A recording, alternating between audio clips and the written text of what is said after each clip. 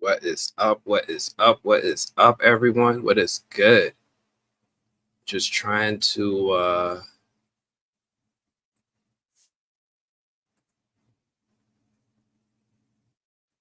get a few more folks up in here.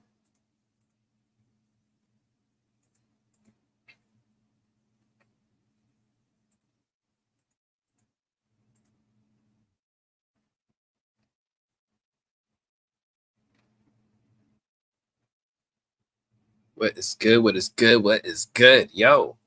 Yo, listen. I know you saw. I know you saw. But what did you think? 'Cause right now, I need to know what you thought after you saw that explosive episode, right? We saw so much going down in this episode. Yo, Rhaenys and Meleys, they're done. They got taken out by Vagar, but yo, they weren't even the only ones as the king himself took a Dracarys face, and he looks like he might be roasted too. Um, plus Damon has been having nightmares left and right, and things get worse as Alex Snow hands him the Nutcracker.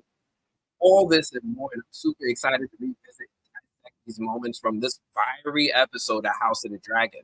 Now, I gotta lay in a couple rules for y'all. Yo, what up, Ash Ronald? Thank you for joining us. Appreciate you. Look, in this live stream, I'm gonna talk about this show, and I'm gonna talk about it from a non-book reader's perspective. Yeah, I know. I'm that broke YouTuber who just can't afford an Audible subscription, but still wants to know everything. I haven't read the books, but I do my research into the story after I watch an episode, so I know a few things. But the point is to kind of have fun, dissecting the episode without spoiling what's going to happen next. So, all you book readers, I need y'all to put your swords in your sheath just for the rest of us and let us enjoy this one a little bit spoiler free. Thank you. I appreciate y'all. Now, like I said, this episode had a lot of big moments. We had, Rhaenys and her dragon Meleys. We're going to talk about Aegon and Aemon, and how, maybe a little bit about Sunfire too. I want to know what you guys think about me nominating Sir Kristen uh, as worst Kingsguard in Game of Thrones history, and this includes Jaime Lannister, who we know, took out his own king. I want to take a few moments to touch on Damon and his dreams, those moments with Alice Rivers and the Weirwood trees. Yeah, we're going to need to spend some time talking about those Weirwood trees because they're starting to be a thing now in this show.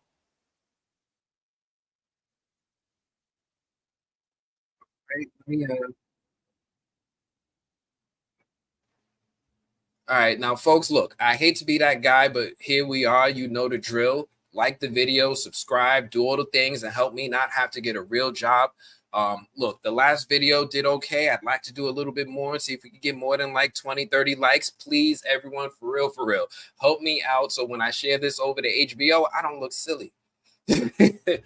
Anyway, let's see. Who else we got up in here? We got anyone else up in here? Who else we got? I know we got people over here from YouTube. I got you guys over here from Facebook. I think I got you guys up in here from Twitter, and I might have you guys up in here from Instagram. I don't know. I might be going live on Instagram too. So let's see how this goes.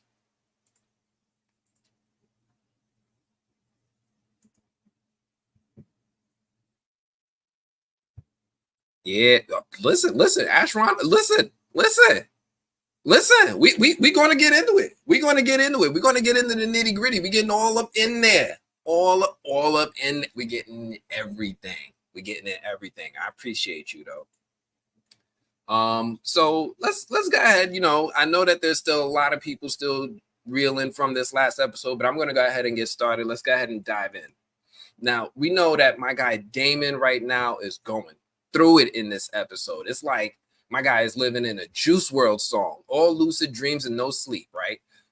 We see him at the beginning of the episode having this interesting interaction with Rhaenyra, and this time they're in the throne room and in King's Landing. And I like how they keep bringing back Millie Alcock for these scenes. And I know I kind of was against the decision originally when they decided to recast Millie Alcock, but now that they did recast her, I'm kind of appreciating it because they're able to do these cool moments like this when they have these little dreams or these time jumps and they could just bring her back. So I think that's really, really cool. I'm really enjoying that change. But this moment right here, obviously, we see that my guy Daemon is still being haunted by his decision to betray Rhaenyra, right?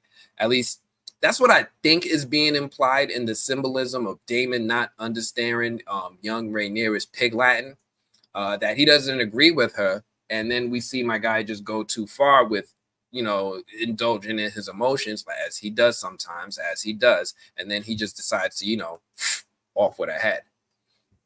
And then after that, I think the show shows us that the head starts talking like in a weird show of symbolism.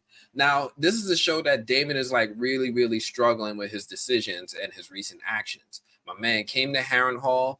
They done sent many ravens.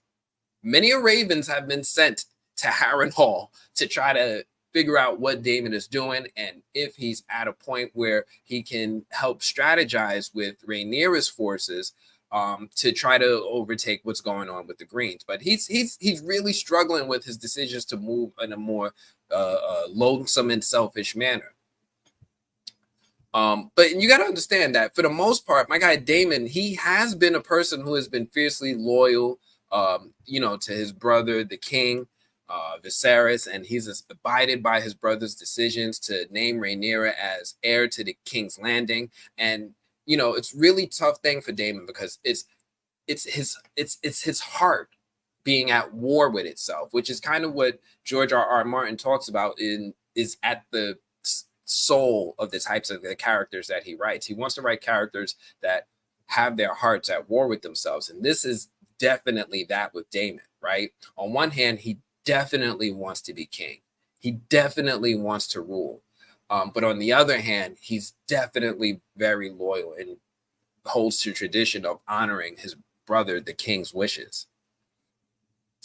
And let's not forget that my guy is right now, he's married to Rhaenyra, right? And the two of them have children together.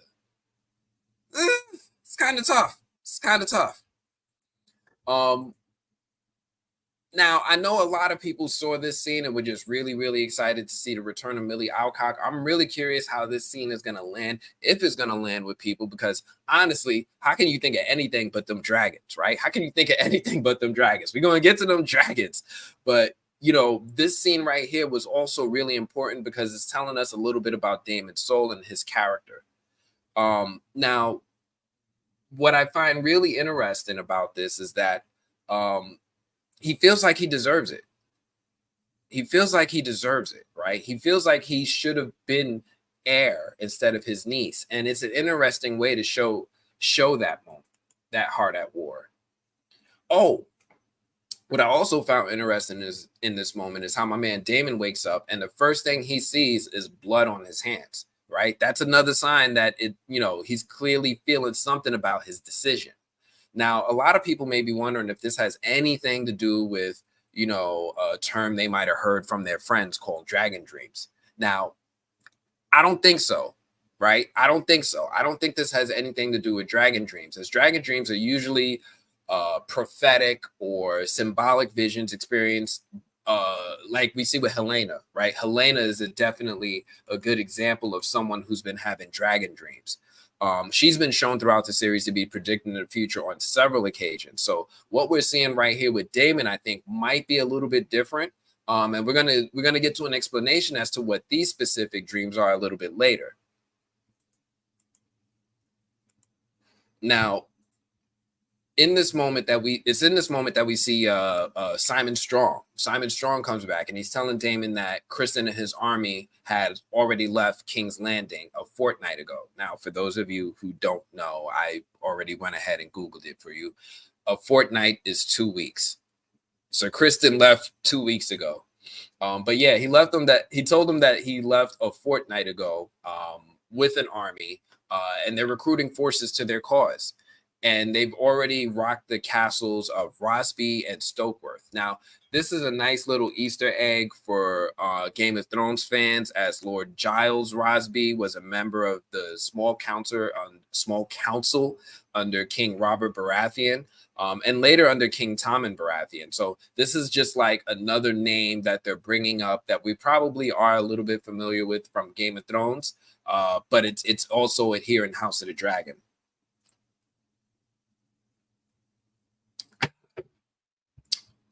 Ooh, who else we got? Oh, I see y'all. What up, y'all on Twitter? I appreciate y'all. Thanks for coming in, checking out. Appreciate all of you. But yeah, so this was just, like I said, a nice little Easter egg about House Rosby for Game of Thrones fans. But you know, Sir Criston has picked up a sizable army, and they're concerned that he might bring his army to Harrenhal. But it's also in this moment that we see that Daemon sees Black Goat. Not a good look. Not at all. That's not a good look. See that right there? That right there? That right there is a problem. There's nothing good about seeing a black goat. Do you guys know the symbolism of black goats?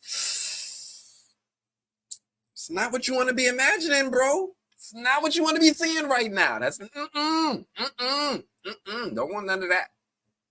Anyway, but between sleep apnea and the demonic farm animals, Daemon just needs to rethink his life decisions. He's then taken to meet a young Oscar Tully, who's the grandson of Grover Tully and the future Lord Paramount of the Riverlands, which is just a mouthful to say. He's the kid who's next in line to inherit the Riverlands. And Oscar, this is the moment that we get some more information that when Oscar meets Daemon, that Daemon has changed, right? Daemon now is very, very different. He's very anxious, and he suggests that Oscar smother his grandfather in order to speed along his inheritance.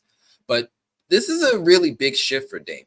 This is a really big change in character, because in the past, we've always seen Daemon be pretty consistent in his loyalty, and not only to his brother, but also to his brother's wishes. So it's another moment where we see Daemon changing his character and suggesting that somebody can commit some sort of maternal family murder. But we saw him in season 1 return from the Battle of the Stepstones with the makeshift crown that he gave to his brother Viserys in an act of fealty. We even saw Daemon then when Viserys' health got worse, and he had that scene where he dropped his crown as he was taking the seat on the Iron Throne, and Daemon was the one who helped him. So this change in character is a really big deal. Daemon is desperate. He's really desperate. He knows war is coming, and in order to take King's Landing, he's going to need an army. Now, I like how Oscar here has some integrity and stands his ground with Daemon, right? Because, he loved his grandfather, and he explained how his dad died when he was young and his grandfather raised him. He also said that he was duty bound not to assume control of his grandfather's lands and people. Now, Daemon should know about this. Daemon has always gone to King Viserys, even when Viserys was weak. And because he believed in the honor of tradition. But Daemon then goes on to get kind of sassy by talking shit about how the Blackwoods and the Brackens are part of the Riverlands and technically are supposed to fall under control of Grover Tully. But since he's a bed, and they're just doing what they want. And then Daemon just storms off and asks Sir Simon to summon the Blackwoods to Harrenhal, and that's the end of that. Right. But that's wild to me that even after the major battle between the Brackens and the Blackwoods, even after that major fight where we saw all those casualties, that beef ain't over. That beef really ain't over. They still got more in. Wow. Who's left to fight? Children? Him? He's fighting? Who's left? Yo, Facebook fans, I appreciate y'all. Thank y'all all for checking in. Listen, like, follow, subscribe. Listen, I'm streaming primarily here from YouTube. I think some of you people on X are going to see that this is really on YouTube. come on over to YouTube. This way, when I see your comments, I can pull you in. You can interact. You can join me in on the conversation. I think I might be able to see them on Facebook too, but for the most part, it's always better if you just come on over to YouTube and we could talk about it live right here. Anyway, getting right back to, and for those of you who joined late, I want to remind you, this is a non-book reader show. And if you are checking in now and you haven't seen this episode, you got to bounce. I'm going to need you to leave. You got to go. You got to go. You got to go. You got to go. Listen, this is for people who saw the episode, who don't read the book, or at least if you've read the book, you enjoy watching us people who haven't read the book experience this for the first time. Don't spoil it for us. I appreciate you. Love you. Peace, love, like, and subscribe. Anyway, we didn't switch over to Rhaenys. Now, I know that Rhaenys has a lot of big moments in this episode, right? We're going to get to all of that with the dragons at the end because it's intense. And even though her character arc ended suddenly in this episode, I still think that she had a full arc, right? It's in this scene here that kind of pushes her to completion, because you have to consider that she's still accepting the fact that her husband is unwilling to name a new heir, right? And then we find out Pops has a whole side family stashed away like Easter eggs. Like, she has a lot of time in this episode to complete out her character. And we see Rhaenys make her way back down to the docks, where we see Alan of Hull and a few other sailors who are here holding down black jobs. Now, this scene, this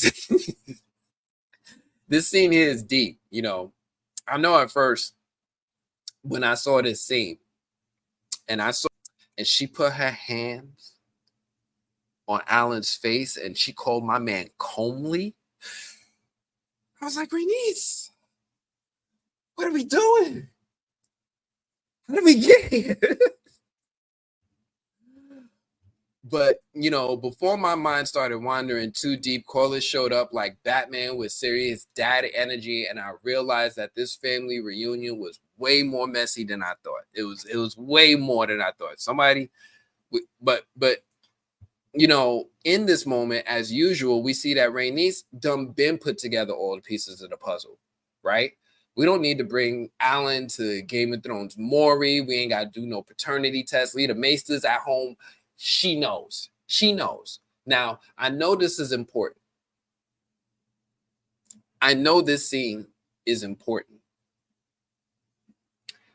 So let's try to figure out what this could mean. Because, on one hand, Corlys is in need of an heir, right?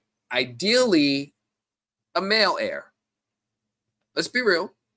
Westeros is pretty patriarchal. They don't really rock with women being in charge or holding land or ruling. So in a perfect world, he would have a male heir, and one who, in his mind, should be at least familiar with the seas and the oceans and the life of sailing.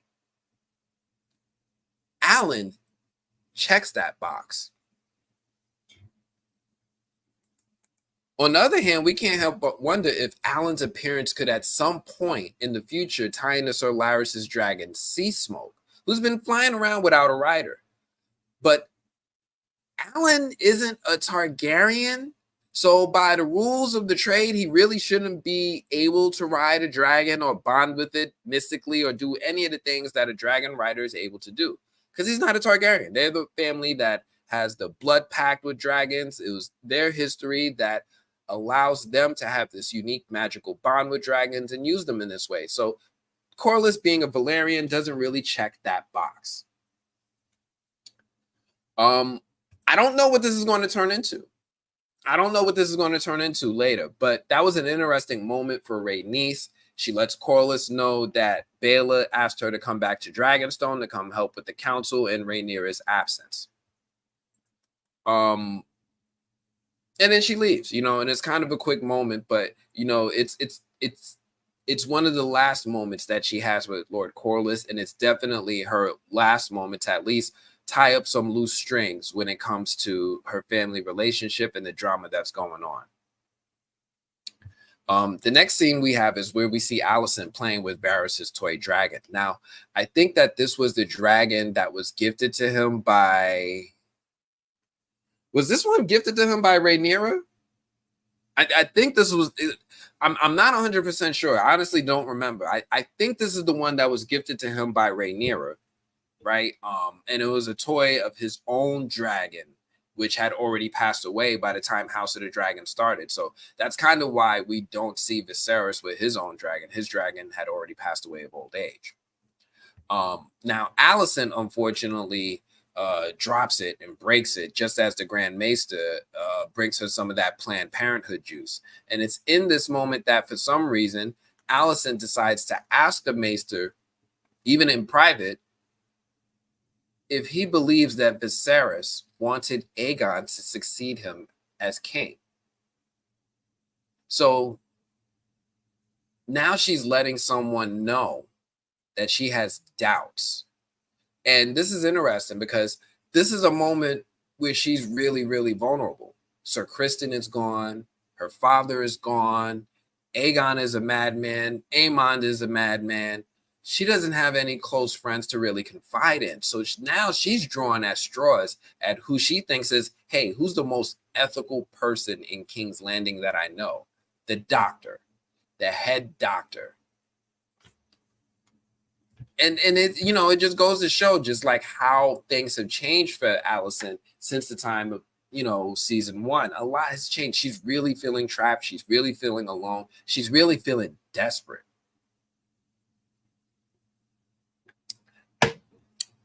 But the Maester must be from New York because he says that, you know, he just minds his own business and makes a quick exit. But my guy here knows a lot, and I mean a lot of the Queen's most vulnerable thoughts and secrets right now, and runs out of the room with them. I need you to hold that thought. Hold that thought. I promise. I know. I promise. We're going to come back to this one. Now, the next scene, we kind of see Baela trying to speak to the council in Rhaenyra's absence. And I think it's kind of cool, but kind of interesting because we can see that Baela and Rhaenys are the ones who assume control of the council in Rhaenyra's absence rather than Jace. Now, Jace is still here. My guy Jace is still in the room. They're still united, but he's kind of, you know, stepping to the side, letting his wife Baela and, you know, his grandmother Rhaenys do the talking. Now, this could just be because he is more balanced in his way of thinking. He's like a first generation Targaryen who's being raised to respect the idea of women leaders, strong women leadership. Now, if you think back, it was Baela who called Rhaenys to come back to Dragonstone. So that means Baela was kind of in charge even before Rhaenys got here. But, you know, I just thought it was kind of interesting that Baela is the one who stepped up in this moment. Shout out Black Girl Magic. I respect it. We didn't see a scene. But anyway, look, none of it matters because in the patriarchal world of Westeros, it wasn't until Lord Corlys came back that everybody started to fall in line. They were still kind of pushed him around. They're like, yo, Rhaenys, you're not the hand. Like, for whatever reason, they had just stuck in the 50s when things were great. Now, we also then see a scene of, my man, Sir Criston. Now, I don't want to say my man because I call him Sir Crispy, but Sir Criston here is speaking to the men of House Darkland after he and his armies didn't sack their castles, and he started to force their locals to fight with them or lose their heads.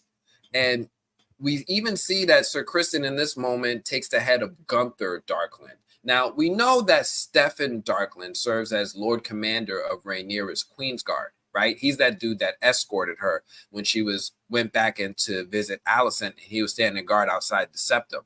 That was Steffon. This is Gunther, his father, who's actually the head of House Darkland. Now, the reason he's here is because he wanted to protect his castle, right? He wanted to protect his forces. They heard about Sir Criston being on the move for a fortnight, and, you know, he had to be on the ground. Now, this was a move done that was meant to really hurt Rhaenyra's council by taking his head. I thought this was a really smart move by Sir Criston when it comes to like strategy and tactics, right? Because when you stop to think about it, he knows that as these houses begins to fall, it's going to shake the confidence in Rhaenyra's ability to lead them in this war. And then, he just takes ahead of son Gunther and leads the army towards the east and doesn't really explain himself to Sir Gawain as to why he's heading east instead of heading west to Harrenhal. We then see here this moment with King Aegon sitting with his council. And my guy, yo, what's good? What's good? What's good? I appreciate you. Thank you. Thank you. Thank you. Thank you for coming through. Appreciate you. But yo, I really thought this moment here with Aegon was kind of cool too, right? Because we see him sitting with his council and he's pretty upset, right? But he's not wrong, right? Aegon is upset, but he's really not wrong. Like, you got to really think about it. No matter what side of the war you fall on, Aegon was kind of born into this on a little bit on the innocent side. That's not to say that Aegon's not a dick. He is a dick. He does some really messed up things, and his whole business with the way he treats women is awful. But he never wanted to be king. We saw him in season 1, and my guy was like running from the responsibility. He wanted to just be in these streets. But they wanted him to be king because he was the firstborn son, and Alicent and his grandfather manipulated things to put him on the throne. He's a victim of the manipulations of generational trauma. Let that sink in. Aegon is a victim. And not only is he a victim of what his mom and what his grandfather did, things went so far that when he got, betrothed to marry his sister, and he actually did the deed and married her and had some kids with her, his enemies attacked his son in his sleep. And no matter what side of war you fall on, it don't matter if you team green or if you team black, I think most of us can agree that hiring assassins to behead the children of your enemies is quite traumatizing. And it still is going to fuel Aegon's behavior. Like, what else is he going to think of? This is going to be deeply traumatizing. He's going to be mourning. He's going to be basing all of his decisions based off of that for quite some time. And it's in this moment that we also remember that he just hired this dude, Sir Larys, to do a job. He just hired him. I just gave you a job of Master of Whispers, and then Daemon goes and takes your castle. Now, the issue isn't that Daemon took Harrenhal. It's that things are happening in his name without his input. Now, Aegon wants to feel like he deserves to be king, right? You see his grandfather planted that seed of doubt in his mind that his father didn't choose him to be king. And now he wants to prove his worth. And not only that, but there's a side of him that wants to also release some of his anger and some of his pain about losing his son.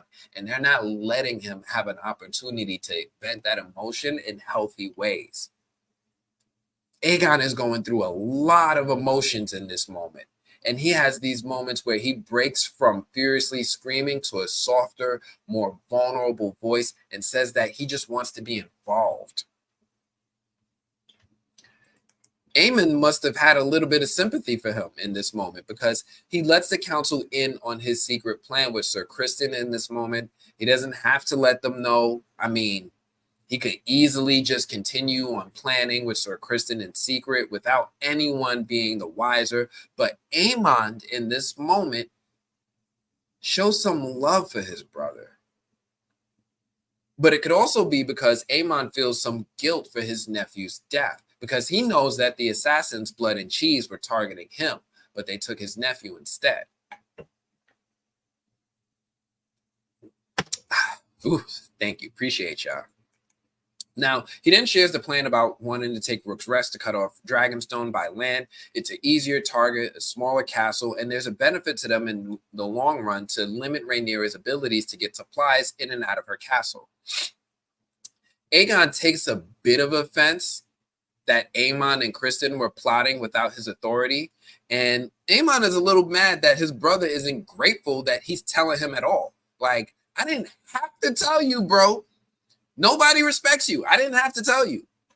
And then he starts talking to his brother in Old Valyrian because, at least now, he wants to show like a little bit of respect.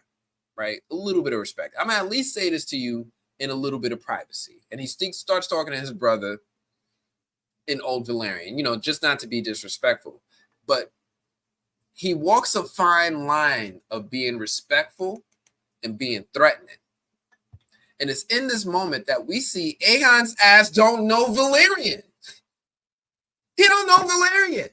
Yo, he's like me with patois. Like, I can understand it, but I can't really speak it all too good. And it's in this moment that not knowing how to speak Valerian, that he feels a little bit insecure, right? A little bit of an inadequacy settles in, and he just decides to give in, and Aemon takes the reins from here. Yo, Empyrean, you're right. You're right. Rhaenys may have died, but she did die a hero. Even if Cap Cole does take the castle and loses, I'm gonna put this up. Thank you for commenting. Rhaenys may have died, but she died a hero. Even if Cole takes the castle and loses, would not be worth it. For the small castle, they lost at least 800 to 1,000 men and a dragon for one small castle. Now, that's an interesting point because, on one hand, yeah, they did lose a lot of men and they did lose Sunfire. But on another hand, they took out Meleys. Right? You got to remember, they still took out Rhaenyra's biggest gun. Now, there's a lot to say that, yeah, they did lose Sunfire, but what did they gain? It's almost like when you play chess, right? It's like, I might have lost a knight, but I took out a queen. I'm still going to be able to have a little bit of an advantage because I still got Vhagar in my back pockets. But so I'm with you. But, we're going to see how this one plays out in future episodes. Thank you for commenting, Empyrean. But where was I? Yeah. We see that this guy is insecure from not knowing Old Valerian, and it's rough on him. It's rough on him. We then switch to this interesting scene with Sir Larys and Alicent because we see that she's going through it after her Planned Parenthood juice just really messed with her. But she's trying to play it off as like she just overindulged in some pie. But so Larys walks in here acting kind of sus. Like he already knows what's up.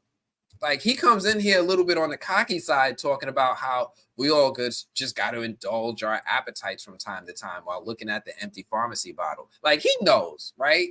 Like you see, he knows. He looked right down at it. Empyrean, I'm with you. I'm with you on this. Hold on. I'm going to circle back. You know what? It doesn't matter if they killed Meleys. They already have less dragons. So the Greens losing a dragon is a devastating blow for them, even more than the Blacks losing their biggest dragon. It's tough to call for me because Vhagar is still a beast, right? Because when I think about what dragons that the Blacks still have, it's like we got Baela's dragon, right? We got Rhaenyra's dragon.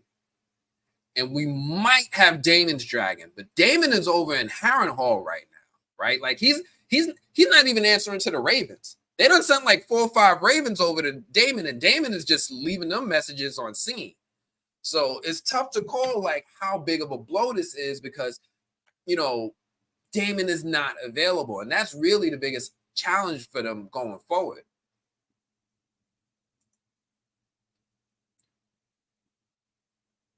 Yeah, they still do have Daemon's dragon. Caraxes is one of the largest, but again, my man ain't answering them Ravens. He ain't answering them Ravens. It's like when you put up the bat signal and Batman don't show up. Like, what do you do?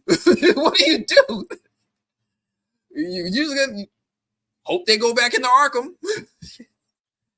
But yeah, Sir Larys walked in here, and like I said, he came in here acting cocky, looked right at the empty pharmacy bottle of the Planned Parenthood juice.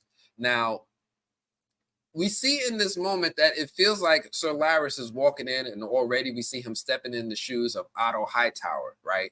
We saw it at the council, the way he finessed Aegon when Harrenhal got taken, and now he's in here with Alicent as a confidant and a friend for her to share things with.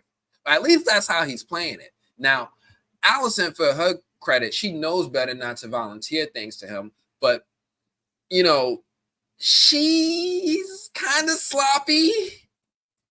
Alicent is kind of sloppy. She is. She's just pretty sloppy with the way that she moves, right? It's at this point in her affair with Sir Kristen, a lot of people know her secret. Like it's as much of a secret as Rhaenyra's affairs were a secret at this point.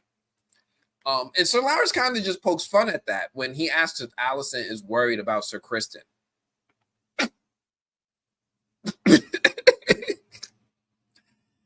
Yo, and Sir Larys, he's just playing with her. And she just tries to play it off. She really does try to play it off for her credit. But then he goes on to ask, questions that are a little bit more sus. He straight up asks her whether if she thinks Viserys chose Aegon as his successor. And mind blown, right? Because you got to think about, how did this fool know to ask that kind of question? How does he know to walk in, look straight down at the pharmacy bottle, then walk in and be like, yo, are you having doubts about Viserys choosing Aegon as king? Because the Maester. Now, remember when I said hold that thought? We already saw old boy Maester Orwyle earlier with Alicent when she was asking him what he thinks and whether he thinks Viserys really chose Aegon as his heir. And now we have Sir Larys asking those same questions. All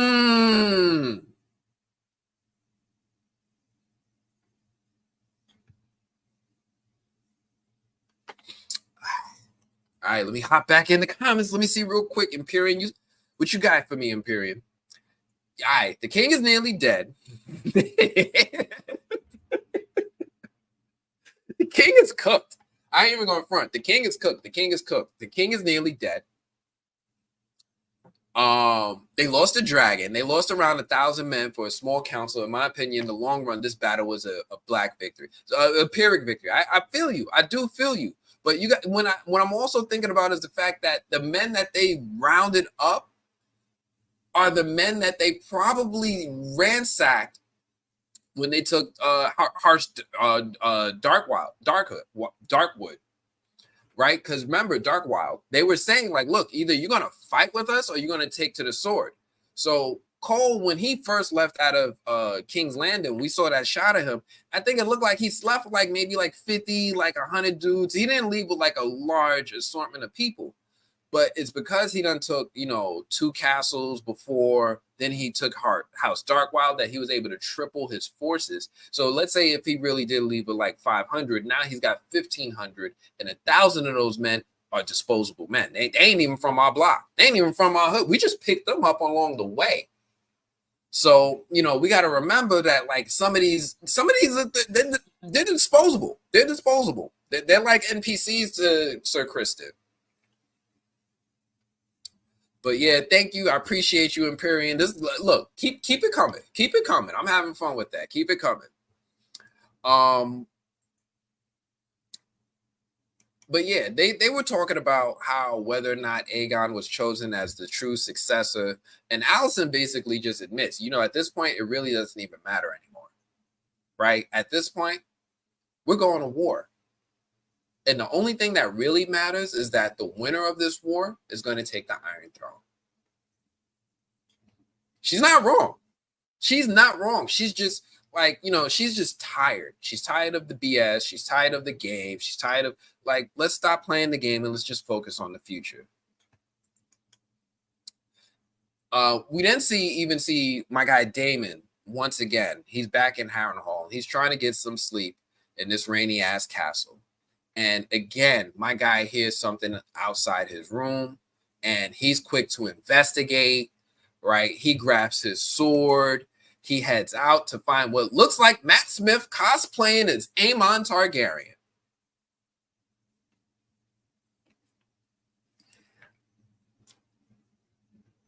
We didn't meet this woman again, Alice Rivers, right? Oh, all right. I do like how Duskendale sided with Rhaenyra because they. All right, let me put this up. Empyrean, you're right. I like how Duskendale sided with Rhaenyra because they're mostly villainized for the defiance of Duskendale. So I'm glad that we saw them in a good light for once. But it depends on whose side you on. Are you team green or are you team black? Right? It's really rough. It's really rough to choose because I know Aegon is not a nice person. Right? But I do feel some type of way because he's mourning the loss of his son. Right, like in war, even when Drake dissed Kendrick, a lot of the time, even with rap, they usually try to keep the kids out of it, or if they do mention the kids, they keep it classy. But kids involving the children in it, especially Helena, that's tough, man. That's tough. That's really hard for me. But so Rhaenyra, I'm still I'm still team black. Matter of fact, I'm gonna get my team black t-shirt. I have it in the store. If you guys are watching on YouTube, I think it's down here. There's like a little store here. I just put it in earlier, team black and team green t-shirts. I'm gonna get my team black t-shirt to show my support and pledge my allegiance. I know I follow the queen. But yeah, it's she's not making it easy. They're not making it easy. Damon's not making it easy.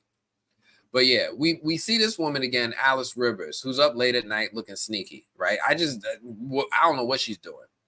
And she states that she's kind of like a maester ever since the last one fled in the middle of the night, as if that's not suspicious. And she comments on how Daemon has been having trouble sleeping. And Daemon rightfully wants to know how the hell she knows about his sleep. And she states that the castle has been cursed ever since the first stone was set, and explains that it's because they cut down a grove of heart trees to build this castle, and that the castle has been haunted ever since. Now, she also explains that the bed that Daemon sleeps on is made from a heart tree. And she even jokes that she's a barn owl cursed to live in human form. But if you're a fan of Game of Thrones or A Song of Ice and Fire, you've definitely seen or heard of these mystical trees as they relate with Bran Stark. All right. So I'm going to just do real quick. What is a heart tree? All right. So a heart tree is a weirwood tree with red leaves and a face carved into its trunk. Now, followers of the old gods in Game of Thrones and Westeros believe that the faces were needed and had to be carved into the trees in order to allow the old gods to actually hear and see their prayers. Now, these faces originally were carved by the children of men, or excuse me, the children of the forest, children of men, the old Clive Owen movie, children of the forest. And those were the original inhabitants of Westeros. And it was a tradition that was continued by the first men as they adopted some of their practices. So I just wanted to real quick explain what a weirwood tree is, its history into Westeros, how it ties into Game of Thrones, and who actually started making these things. Because yeah, that might help give a little bit sense as to why I don't think what Daemon is experiencing are exactly dragon dreams, and I'm a little bit more related into this magic here. Now that we explained that, let's get back to it, because Alice starts line stepping and asking if Daemon has plans to seize the throne for himself. And then she hands Daemon a Coney Island nutcracker and says that this is going to help him sleep. And look, we don't even actually see him drink the nutcracker, right? We don't even hear him. We just hear him gulp it down. And we see Daemon waking up in the middle of a meeting with this guy here, Sir William Blackwood. Now, Daemon has his own little hangover moment, and he's trying to fake the funk and piece together what the hell is going on right now. Now, Sir William Blackwood is here, and he's willing to help Daemon fight in this war. Suddenly, Daemon sees one of his deceased wives, and damn, that's kind of messed up that I got to say one of his deceased wives. Anyway, we see Laenor through the room, walking throughout the room as the cupbearer. Now, the cupbearer is the person who refills the drinks, right? And this is kind of interesting that we see her in this role, because that's the role that Rhaenyra had for the small council when she was listening as the cupbearer for Viserys. So I think it's a little interesting that we have a little duality and a little bit of tying into those older moments. A little bit of cool symbolism there. We didn't see that, he's obviously hallucinating as she disappears, and he hears that the Blackwoods are promising to help, but only after Daemon and Caraxes help take care of the Brackens once and for all. We then see my man Aegon sitting in the small council meeting and feeling left out. Like, he is sad. Like, the council is just sitting here and planning and remarking about the success that they've been enjoying while trying to figure out how to keep the momentum going, with Aegon just storming off after saying that he's bored. Now, Aegon, he heads to his chambers where he finds his mom in his room going through his stuff.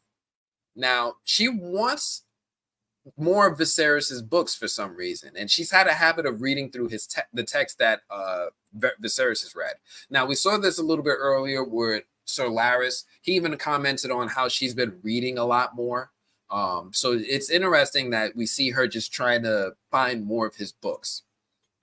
Now, Aegon tries to confide in his mom that he doesn't feel like he's being included, and now he's being left out, and he feels kind of useless.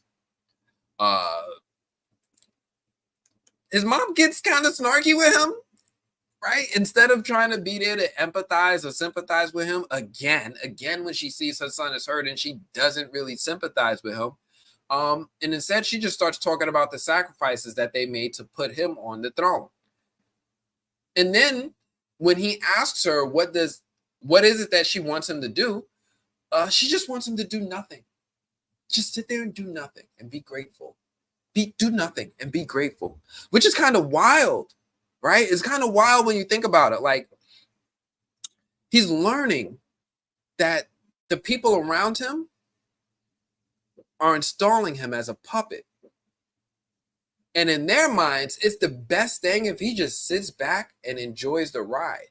And that's got to be tough when you got to remember, my guy just lost a son. He lost a son. Like, who wants to hear that? Who really wants to hear that after all these other moments of inadequacy that he's been feeling?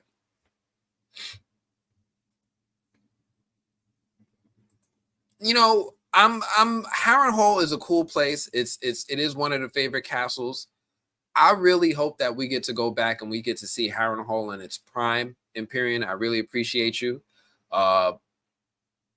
I want to see how it was in its prime to add a little bit more context into what we're seeing today. But thank you. I appreciate you. Listen, for all of you who are here, if you're watching me, if you comment on Facebook, I should be able to see your comments. If you comment on YouTube, I could definitely see your comments.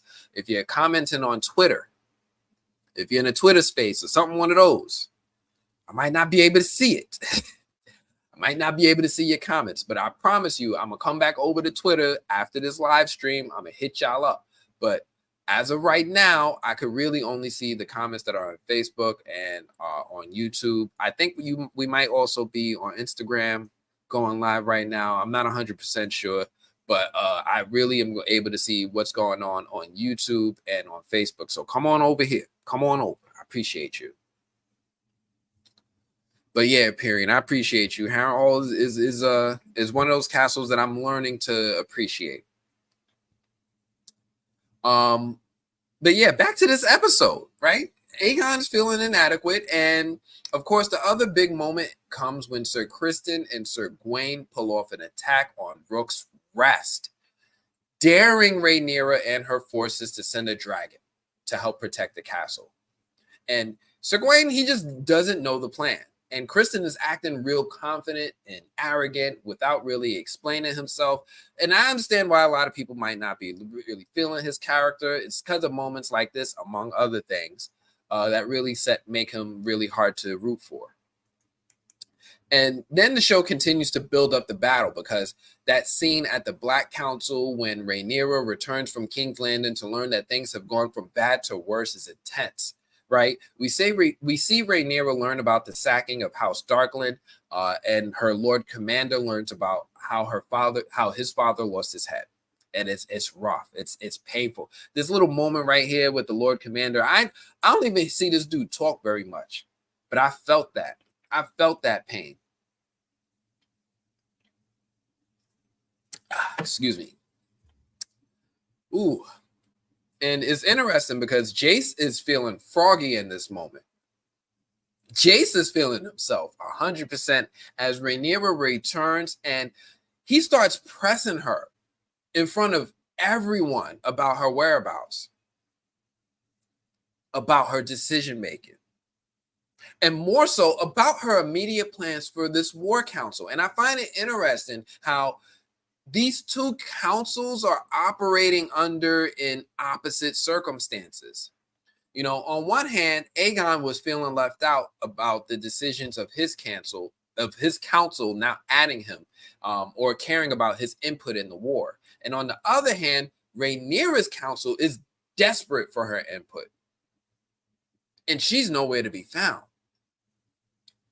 So, and also with their respective heir apparents, right? We have Jace here is the heir apparent now, and we also see Aemon taking a more respectable approach. Aemon is now the heir apparent now that Aegon lost his son. But it's interesting how we're seeing them in similar circumstances, but it playing out very differently. With Aemon taking a more respectable approach, at least a little bit respectable in the way that he was handling his squabble with his brother by doing it in private and speaking in Old Valyrian, knowing that none of the other folks in the council that he sat on could understand that language. Whereas Jace just airs out his mother's laundry in the open, right? It's interesting storytelling that I think the show is trying to low-key frame Jace and Aemon as two sides of the same coin. Could they be rivals? Maybe. Let's see. Maybe. And if that's not enough, what makes the scene even more intense is the fact that Rhaenyra feels like she doesn't have any other choice, right? She's out of options. After speaking with Alicent, she made her way over there. She went through all that effort to sneak in with the White Worm's help, and realizing that Alicent's not going to help her, she comes back to see her son is talking smack and being the one to push her to send a dragon. And it's not an easy choice. And it's one that we know pains her to have to make this decision. But she knows at this point she has no other choice. It's either win and take the Iron Throne or die. And Rhaenys volunteers to ride out to battle Sir Criston's troops on her dragon Meleys. And the moment she volunteered,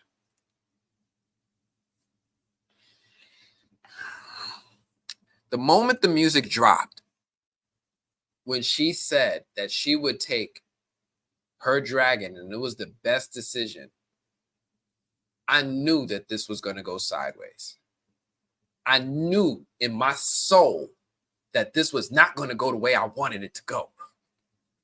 And man, oh man, did it get wild.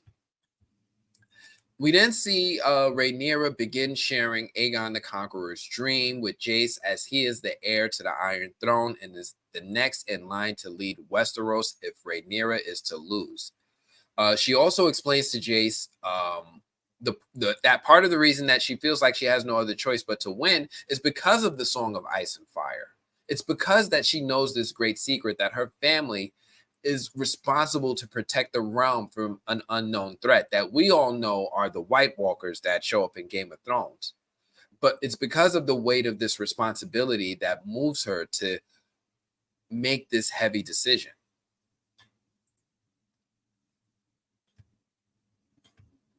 We also see our boy Aegon get restless from sitting alone drinking and rides out on his dragon Sunfire. And, I was watching this at night, right? I was watching this. I got this, I know you guys saw it tonight. I saw it maybe almost a week ago. And when I saw it, I was watching it late at night. When I saw it, I sat up. I was tired. I was like, let me just try to squeeze. I sat up. When I saw Aegon riding out on Sunfire, I knew we was about to turn up. But watching Aegon ride out on Sunfire was also like watching a kid try to take on a school bully, right? You got to admire the courage, but you know this isn't going to end well. Look at this. He don't even look like a fighter. He don't even look like a fight. He looked like a puppy. Definitely not like a fighter. Meleys, on the other hand, looks like a beast, right? She looks like a beast. And she starts cooking through Kristen's forces like it's a Tuesday.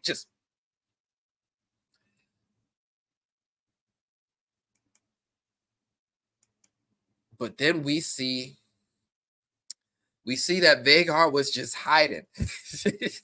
I didn't know. I was like, yo, what? Vhagar was just, what are we doing? What is happening right now? We find out that Kristen and Aemon was playing chess while everyone else in the realm was playing checkers. This was a plot twist I didn't see coming, right? It's like finding out your cat has been running a secret casino this whole time. It's like, we should have seen this coming. But I didn't see it coming. I should have seen this coming, though, because all season long, the show was showing us, right? Aemon and Kristen, they were plotting and strategizing. The Hand even walked in on it. But I'll be honest, my dumb ass dismissed it, thinking that these two could no way put together a half-decent plot. But this move right here, I think they might have put the queen in check.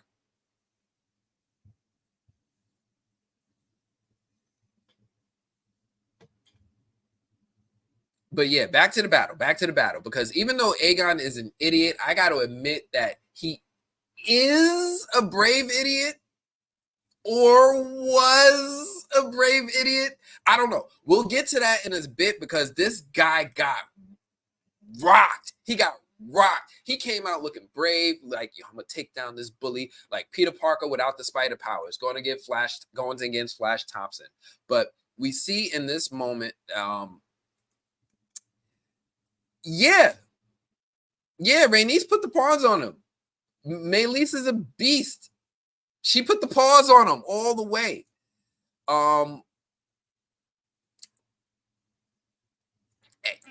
It's rough. Aegon got out like maybe one Dracarys on Rhaenys before Sunfire got the business when Meleys put the paws on him. And he went down. But the problem was when he went down, Vhagar got up. The problem was when he went down, Vhagar got up. And, you know, Vhagar showing up was like Beyonce showing up at a Coachella after party. I ain't gonna lie. I thought he came to help Aegon too. Rest in peace, Sunfire. Because Sunfire at this point is just basically a participant trophy dragon. He's just a participant dragon. He's not even here because Vhagar decided to show him what a Dracarys really is. And that little pup got cooked and exploded. And I like the fact that when dragons hit the ground, they explode. I don't know if it makes sense, but it definitely looks cool. And I like this little fact. Now, I also can't tell you how many times I screamed at the TV. Late at night, I messed my wife up. I wish she was here right now. She's supposed to be teaming up with me like she did last week. But I'm here dolo this week, but that's okay. Because I was screaming up at night and I woke her up. Rhaenys, please leave. Please leave and go back to Dragonstone where it's safe. I can't tell you how I got up in the middle of the night and I just started punching air. I was punching air in this moment right here. when Rhaenys and Meleys got in the clear after dodging Vhagar's Dracarys, I was like, that's our cue. That's our cue, Rhaenys. But that old look got in her eye. Y'all know that look, right? That hero's look, that look right there, right? That's what that look heroes get when they about to do something stupid. That's that Jon Snow. She got that Jon Snow in her eye, right? She did that right there.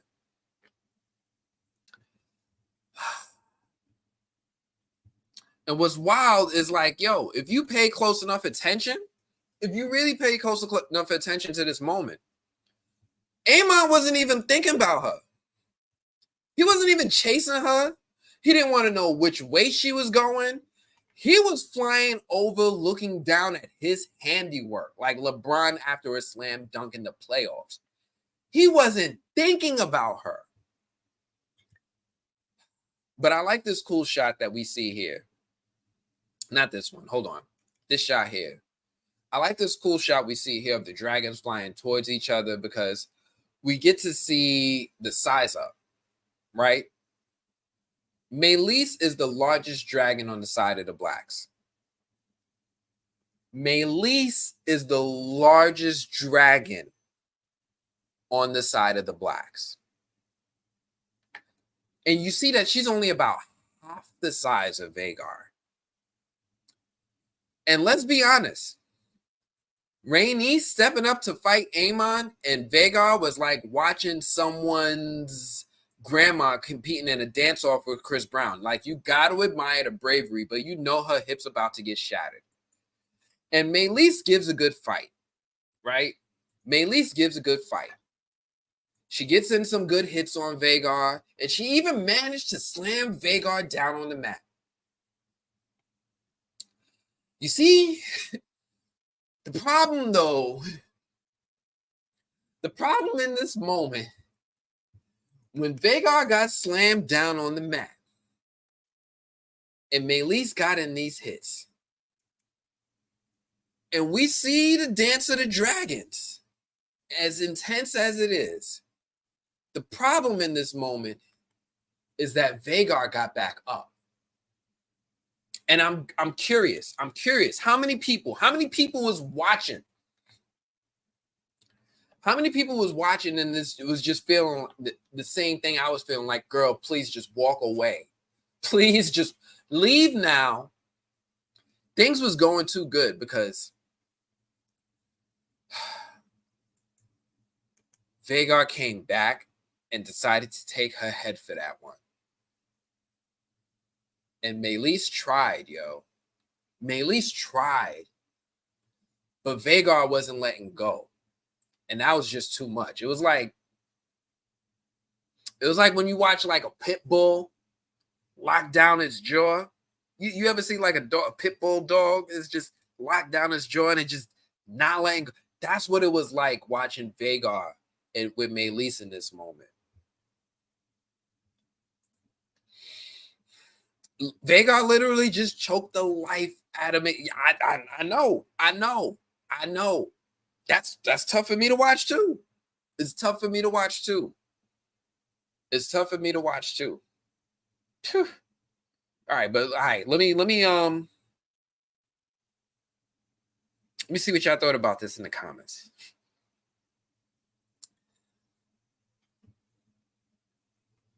What you got for me, Imperium? Oh, Empyrean, you making a good point. Let me read this. Empyrean says, formerly Blue Wolf, wait, I just realized if Vhagar is in Rook's Rest and Sunfire is dead, nobody is protecting King's Landing. I'm predicting next episode King's Landing falls. Forgive me, y'all. I live in Brooklyn. Those ain't gunshots. Those are fireworks. After 4th of July, this is something that happens. It's fireworks. It's safe. So that's a good point because nobody's in King's Landing right now to protect it. But the thing is that does Rhaenyra know that Vhagar isn't at King's Landing protecting it? But also, King's Landing had those Scorpion guns. Rhaenyra may not know about them, but we know what damage them Scorpion guns can do, right? They're a whole problem for a dragon. So it's not like they're completely defenseless. right? And I think it was a good calculated move by Aemond and Kristen to do this attack in secret. So this way, nobody can leak that information back to Rhaenyra that Vhagar isn't there. But that is a good point. I really appreciate you mentioning that one.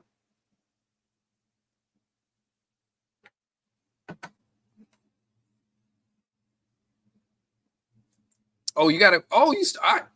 You know, of course, Rhaenyra knows no dragon could have killed Meleys but Vhagar. But does she know that Vhagar is dead? I mean, Meleys is dead yet, right? I don't know how quickly she's going to get this information back to her. You know, after a while, they're going to realize, you know, she ain't come back.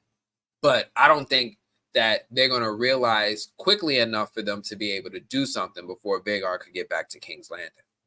But you're not wrong. I like the way you're thinking about this. But yeah, yo, Vhagar choked the life out of Meleys, and you know we don't get to. It's just rough. It's just rough. It's really rough. Now we got to ask ourselves the next question, and this is a very very important question, and I really don't know the answer. And Empyrean, I'm with you on this because I'm not clear on this either. I've been going back and forth with my wife about this one, and I think this is one we're going to talk about all throughout the week. And I want you guys to kind of let me know what you guys think. Is Aegon dead? Is Aegon dead? Because we saw him fall. We saw the fall. And we saw him explode, right? We saw the fire. We saw the explosion. We know dragons explode. Meleys explode. We saw the explosion. But something that I thought that was interesting was when Aemon showed up, when Kristen came to look for the king, Aemon was already there and he had his sword out. Why would he have his sword out if the king was already deceased? Why would he have his sword out at all? Let's not forget that. But you and I know as the audience that he was trying to take out the king, right? Kristen may not know that, but we know that. He was trying to take out, like, when he did that Dracarys, when Meleys was fighting Sunfire, Sunfire took all the damage. He aimed for them. He could have helped and double-teamed Meleys when he saw Sunfire was en route to the battle, but he chose to wait and then just hit him with a Dracarys. So we know that he's trying to take out Aegon. So he's got his sword out in this moment. And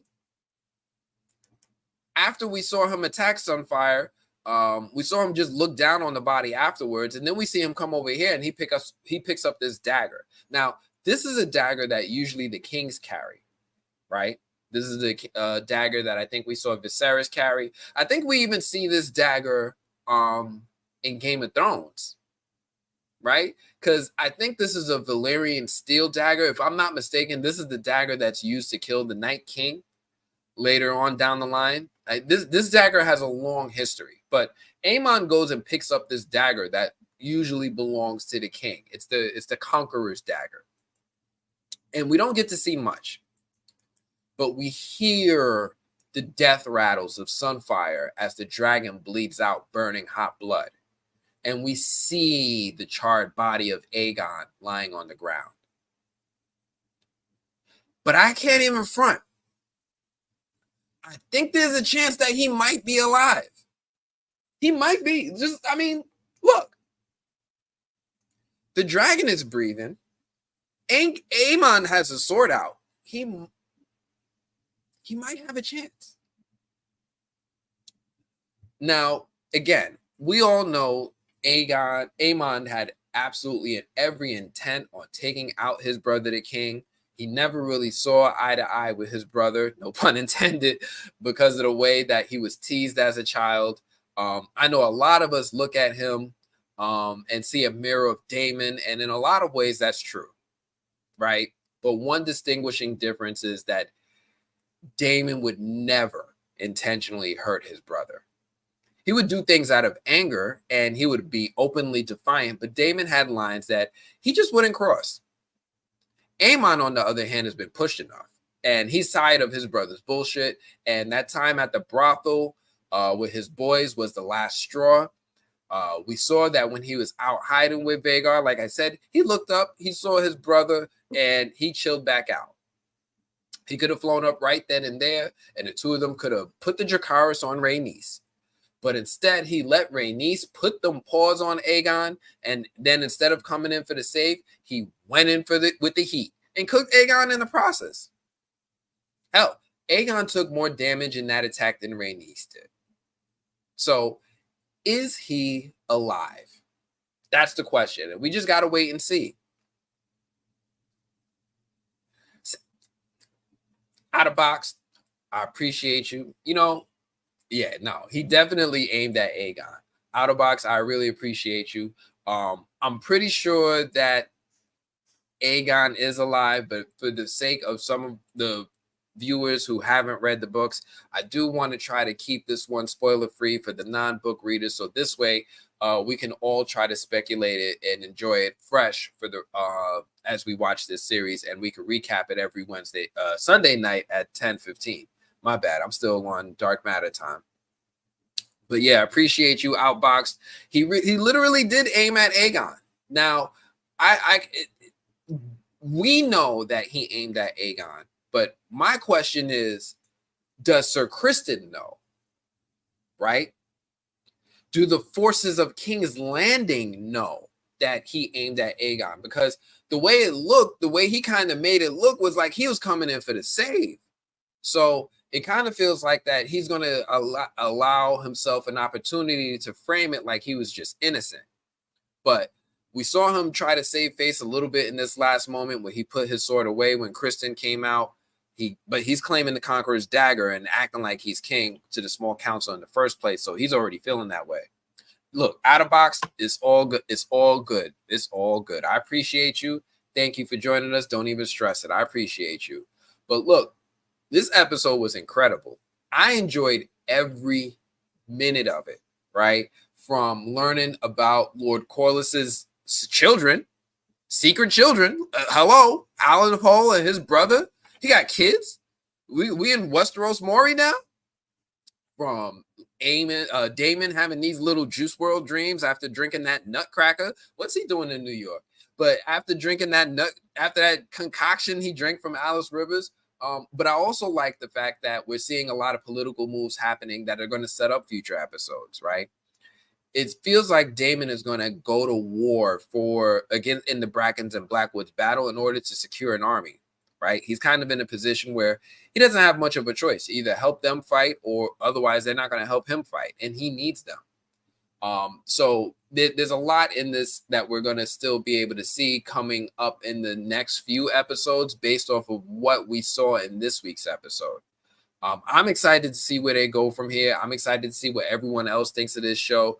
I'm excited to see what happens in the next episode. Look, I really appreciate everybody coming out tonight. Listen, I think we covered every little thing that we could. Again, everybody who's here on X or Twitter, I apologize. I don't think I could see your comments if you guys are commenting. I can't see your comments. I'm live streaming here primarily out to YouTube and on Facebook. If you want to come on, join us next week on the live reaction. Come on over to Facebook or YouTube if you want to comment with us. Otherwise, you can still hang out on Twitter. I still appreciate y'all.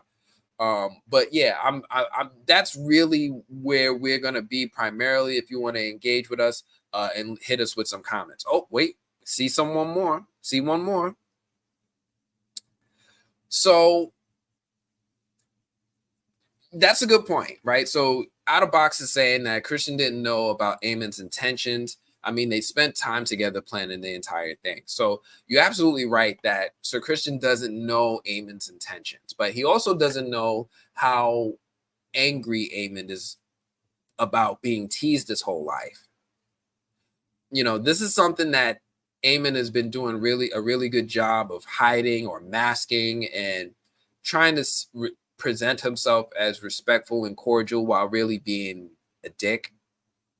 It's a term I learned from Jay-Z and Beyonce. It's called sophisticated ignorance. right? That's basically what Aemon is doing, right? He's like, I'm saying the right thing, but I'm saying it in a threatening manner. So Sir Kristen absolutely probably doesn't know about Aemon's intentions. And I think Aemon kind of alluded to that when he sheathed his sword when Kristen came out and held this dagger, because he knows Sir Kristen cares deeply about the White Cloak. He knows that this guy is a man who cares deeply about the perception of what people think of him, as well as his self-perception of himself as a Kingsguard. He thinks he's good, but he also knows that he's really bad for his affair with Alicent. So uh, he's a little distracted. He doesn't really know. Aemon is doing a really good job of hiding it. And I think it's one of those things that we'll see play out in future episodes as he learns more about Aemon's true self. I think. I don't know. I could be wrong, but we'll see, because the show has a really good way of subverting expectations. The only thing that I really think that the show is doing really well, and I don't know if everybody agrees with me on this, is I think the show is setting up Jace and Aemon as rivals. And it's almost kind of like a David and Goliath scenario, with Jace being David and Aemon being Goliath. But they almost do seem like two sides of the same coin. They almost seem like they're rivals in the sense that they're both heir apparents on their respective sides of the line. Jace is the heir apparent to Rhaenyra. Aemon is the heir apparent to Aegon now. They both are kind of undermining their leaders at the small councils. Aemon is doing it in a more sophisticated, ignorant way of at least speaking in Valyrian. Jace is just airing out his mom's dirty laundry in public. But it does seem like the show is showing us parallels between these two characters, as if we're going to see a face-off with them down the line. And I wouldn't mind that. Like, if one thing I noticed, and I don't know if I could pull up the image real quick, but something that I think I noticed, and you guys can keep me honest, but I think the sword Jace was standing with in Dragonstone when he was at the small council, I'm going to try to scroll through these pictures real quick, but I think the sword that he had on his side, on his waist, I think that was Daemon's sword. I'm going to try to pull it up real quick, right? You see him like right here, and he's doing like this little thing that Daemon does, right? He's just leaning on his sword.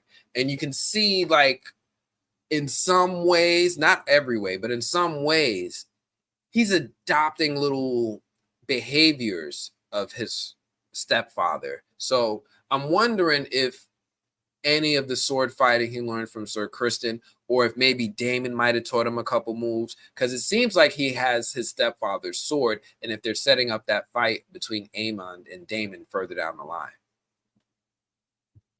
Yeah, they do like each other. I'm not even, I'm gonna stop there. I'm gonna stop there because I've been saying some wild stuff about how friendly they are with each other. But those are all the things that I observed in this episode. I thought this was a fantastic episode. We're gonna be talking about dragons all week, right? Dragons is gonna be the hot topic all week. But Meleys is gone, Rhaenys is gone, and Rhaenyra's got some decisions to make because things is looking bad. Both sides are taking losses, and we don't know what's going to happen next.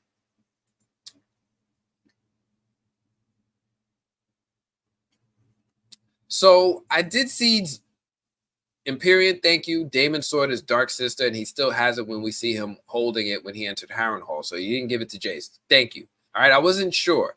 I did see that he was holding this sword in a very Daemon way, and I wanted to look into it, so I didn't really want to put it in my script. So without doing that legwork, but I appreciate you for helping me out right there. But he's very Daemon-like. But I'm curious what everybody's going to be saying about this episode all throughout the week. I can't wait to see the memes. Like, part of me wants to go on Twitter right now and see if the memes have already started. But I'm curious to see what everybody's going to say about this episode all throughout the week. And just react to it, get into it. Oh man, oh man, y'all already in here? Y'all already on? I didn't even go to Twitter yet. Let me. I got a little bit of time. I got a little bit of time. Listen, I got to go to bed. I got work, but I got a little bit of time. I got a little bit of time because what I'm seeing right here.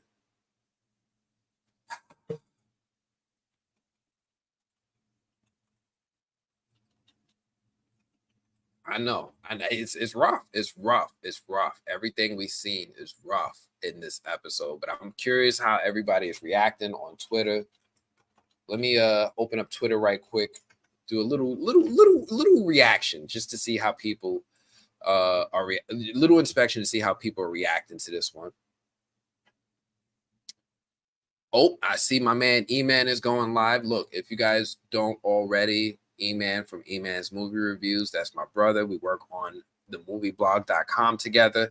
He also does House of the Dragon reviews. Look, I know we kind of going at live at the same time, but I love my brother. Support him. If you guys aren't familiar with E-Man, make sure you go check him out. If you want to stick around, you could check him out on his replay. I appreciate you sticking around. But right now, I just wanted to kind of share my screen and let's go through some of these tweets.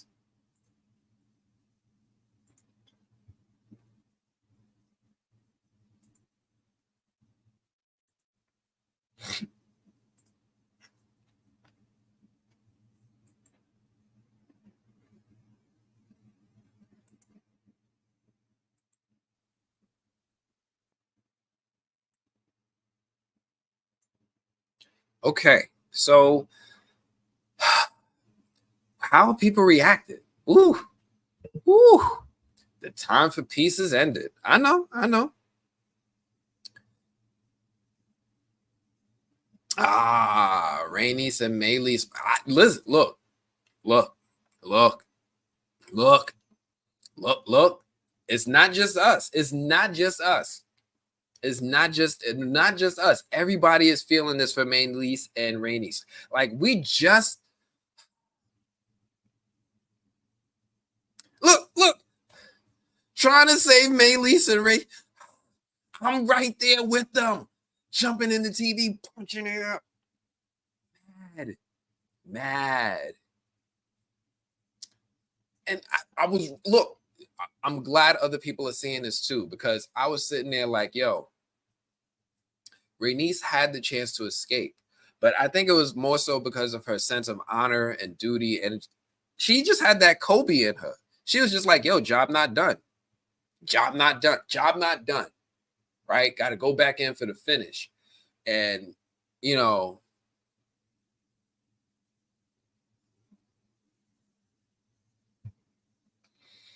rest in peace, Rhaenys Targaryen, the queen that never was. Lord Snow. I appreciate you, Jon Snow. Like, yo, from one Targaryen to another. Oh, this one was rough. Look, I know a lot of people saw this, and I know that this is going to be one of those moments that was tough. That last look that Maylees gave to Rhaenys, like just to say goodbye. Yo, I know we was all feeling it in that moment when that happened. It was like, and yeah, I agree. It was like an apology and a goodbye wrapped in one. You know,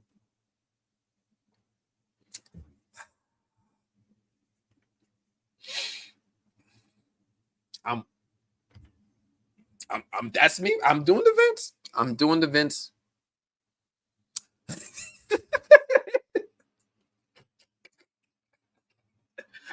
The whole yo, you got too much. I think this was at one of the premieres for House of the Dragon. I tried to go to the premiere for House of the Dragon. I had my connects at HBO. I appreciate you. I love my connects at HBO. I'm going to always support y'all. Hopefully next year I get to make it. Looking forward to it. These moments where Aegon and Rhaenys with their dragons is special. So the little nudge Sunfire gives Aegon, the way Rhaenys rests her forehead, it's like we see the bond that the dragon riders have with their dragons. It's obviously like how like a lot of pet owners are with their pets. This is family, right? This is family. You train them, you love them from birth. You in a lot of things, especially with the Targaryen family, dragons are put in the cribs with the Targaryen children. So these are literally pets that they grow up with their whole lives. And I've seen like a lot of shows like Dennis the Menace. I'm not a dog owner. I don't have that relationship, but I've seen other people with pets. You know, I see it, and I respect it. I do, and I see how like that bond is formed, especially with those who are able to have the bond at at an early age. Like if you're able to grow up with the dog, it's different. And I said it earlier, it's like, you know, Sunfire is like a sweet puppy, and you can tell Aegon loved Sunfire in that one little exchange. Like we already saw the relationship with Meleese, but man, who did? Yes, this is accurate. Yes, this is accurate. I might have to steal that one. I might have to hijack that one.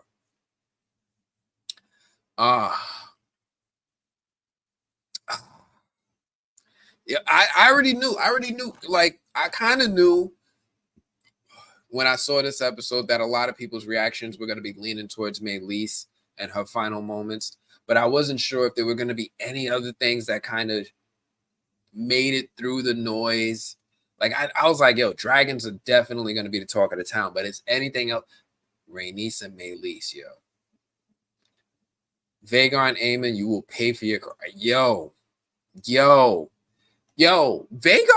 is like 2-0 right now, right? Vhagar is it 3-0? It might be 3-0, right? Because he took out Luke's dragon. He took out Sunfire. And he took out Meleese. He's winning. King's Landing winning. King's Landing is winning.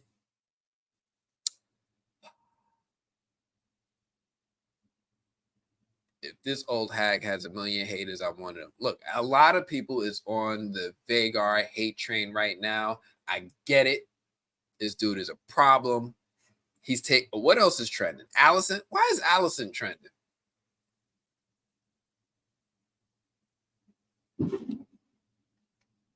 Larry's making a mental note of what Alicent's abortion. Yo, I'm stealing this. Oh, this one. Oh, open this in a new tab. Oh, coming to it. Meme near you. Alicent's breakfast. Yo. Y'all too much. Was she pregnant? Or was she just making sure? Alicent, we don't even know if she was really pregnant. She just be.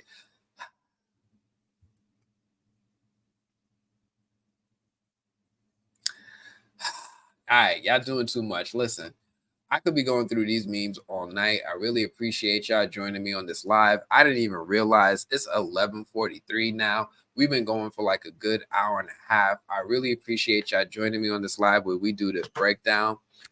Listen, everybody, I'm going to be doing this again weekly. This is episode 4. I think we got 7 episodes this season. Or do we have 8? We might have 8. We might have 8 episodes this season. But I'm going to be going live every Sunday, 10:15. We're going to go right after the episode. We're going to do this breakdown. The good news is that I do get the episodes early. All right. I get the episodes early, so I get to do a deep dive. I get to do a breakdown. I get to take notes. You're going to see a little after this video. I think in about 15 minutes, you're going to see a more polished version of this live reaction come out for those who want, you know, the polished stuff, the stuff I sit down and edit. That's coming out. But we're going to be doing this every week. I'm going to put out 2 videos for all of y'all. The live reaction at 10:15 and the more polished video at midnight. Join us as we break down these and deep dive into this show. I think now I'm going to maybe run on over to my brother E-Man's channel, see if he needs any help over there. But I appreciate y'all joining us on this channel this week, y'all. That's all I got for this one. Like, subscribe. Oh, all 8 of y'all, real quick, before y'all leave, give this video a like. Give this, please give this video a like. Look, hold on. Don't you leave. Don't you. Don't you leave. Don't you leave. I see you. Don't go.